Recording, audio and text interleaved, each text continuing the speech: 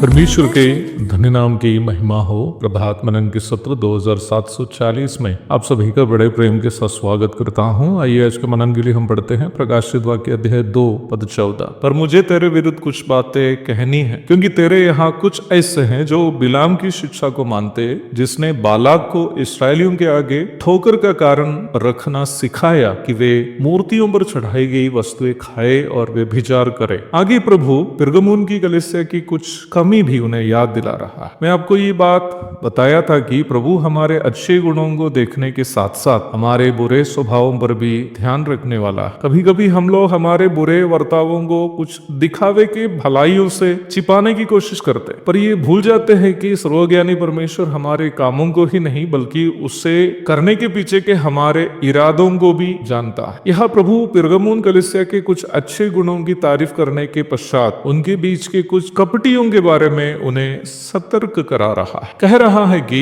उनके बीच में कुछ ऐसे हैं जो बिलाम की शिक्षा को मानते हैं। कुछ ऐसे है करके कहने में से हम ये अनुमान लगा सकते हैं कि बहुमत के लोग ऐसे नहीं हैं, पर कुछ ऐसे हैं जो इस शिक्षा पर चलते हैं। बिलाम और बालाक के बारे में हम गिनती 22 से 25 तक के अध्यायों में पढ़ते हैं। यीशु मसीह का भाई यहूदा अपनी पत्री में बिलाम का परिचय मजदूरी के लिए भ्रष्ट हुआ एक आदमी करके किया। यहूदा पद 11। बिलाम परमेश्वर का एक भविष्यद्वक्ता था, जिन्होंने अपनी पद को धन की लालच में दुरुपयोग किया। धन कमाने के लिए उन्होंने यहाँ तक परमेश्वर के जन इस्राएलियों को भटकाने के लिए गलत उपदेश दिया। बिलाम का उपदेश इस्राएलियों के बीच में अन्य देवताओं का प्रभाव बढ़ने और अनैतिक जीवन को स्वीकार्यता मिलने का कारण बन गया। गिनती अध्याय 25 की 1 से 3 तक और 31 की 16 आदि पढ़िएगा। ठीक वैसे ही पिरगमुन की कलीसिया में भी ऐसे कुछ झूठे शिक्षक खड़े हुए, जिन्होंने मूर्तों की अशुद्धताओं से परहेज रहने के लिए सिखाए हुए प्रेरितों की शिक्षा को नजरअंदाज करते हुए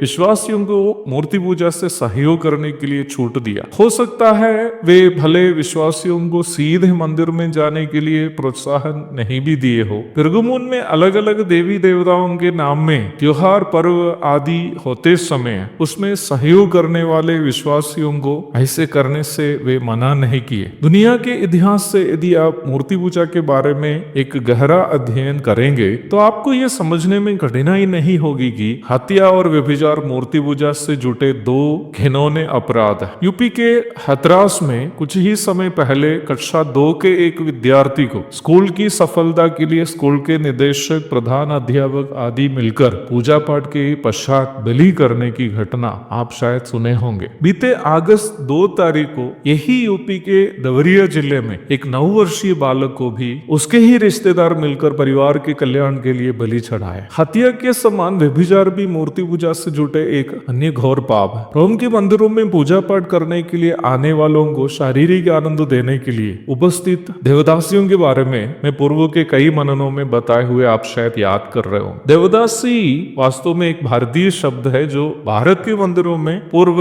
समय में उपस्थित इस प्रकार की महिलाओं को सूचित करता है। पिरगमुन की कलीसिया के झूठे शिक्षकों के द्वारा मूर्ति पूजा से जुटे वहां के गतिविधियों में शामिल होने के लिए विश्वासियों को छूट देने की वजह से कलीसिया में अनैतिकता बढ़ने का एक कारण बन गया। वास्तव में इस प्रकार छूट देने वाले शिक्षक लोग अपनी ही लाभ के लिए विश्वासियों को पाप करने की छूट दे रहे हैं। आजकल की कई ऐसी कलीसियाएं भी है जहां जवान लड़के लड़कियों को किसी भी प्रकार के नियंत्रण के बिना अनैतिक रूप में आपस में व्यवहार करने के लिए छूट दिए जाते हैं। वास्तव में इस प्रकार की छूट शैतान की ओर से एक षड्यंत्र है जिससे कलीसिया प्रदूषित हो जाती है और संसार में उसकी गवाही खो देती है। हमें शैतान के इस षड्यंत्र के प्रति सतर्क रहना जरूरी है। एक और शुभ दिन की धन्य कामनाओं के साथ आज का मनन में यहाँ समाप्त करता। प्रभु आप सबको आशीष दे। आमीन।